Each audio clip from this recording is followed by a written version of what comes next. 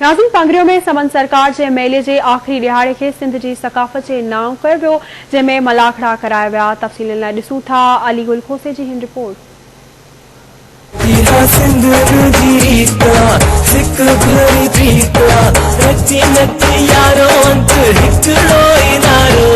एक सिंध एक सकाफ़त के हवाले से समन सरकार के मेले में लगल मलाखड़ो आखिरी ॾींहुं बिना टिकट के खुले मैदान में लगायो वियो, जिते मैदान के शौकीनन भरपूर शिरकत कई ऐं मल पहलवानन पंहिंजन हरीफन के हारण लाइ खूब ज़ोर आज़माई कई, जंहिंमें जान मोहम्मद बुगटी, हबीबुल्लाह हाजाणू, मुनीर मरी, अल्लू लाचारी मैदान मारे खूब दाद वसूल कयो।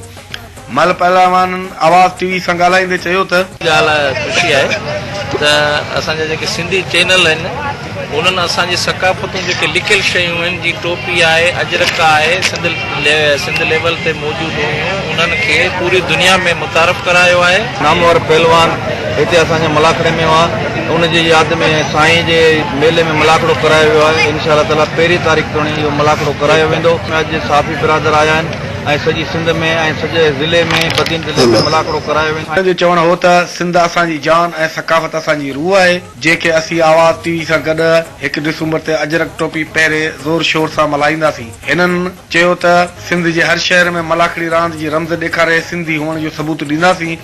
कैमरामैन आसिफ अली वेढ़ो सां गॾु अली गुल खोसो, आवाज़ टीवी न्यूज़ पंगिरियो। नाज़रीन, ॿिए तरफ़ अवांखे ॿुधायूं नए देरे में आवाज़ टीवी सां सकाफ़ती ॾींहुं मल्हाइण वारे पहिरें वारे ॾस खे मोट ॾींदे सुघड़ कचहरी कोठाई वई। शहर जे गरीबाबाद पाड़े में वकील मोहम्मद शरीफ लाशारी पारां सुघड़ कचहरी कोठाई वई, जंहिंमें पीपी नए देरे जे अॻूणे सदर ख़ालिद अहमद मेमण, निसार मुराद भट्टी, वकील इनाम अली खुश्क, अली बख्श चन्ने, इंजीनियर सरफराज अवेसी समेत शहर जे ॿियनि सियासी समाजी तंज़ीम जे कारकुननि वॾे अंग में शिरकत कई।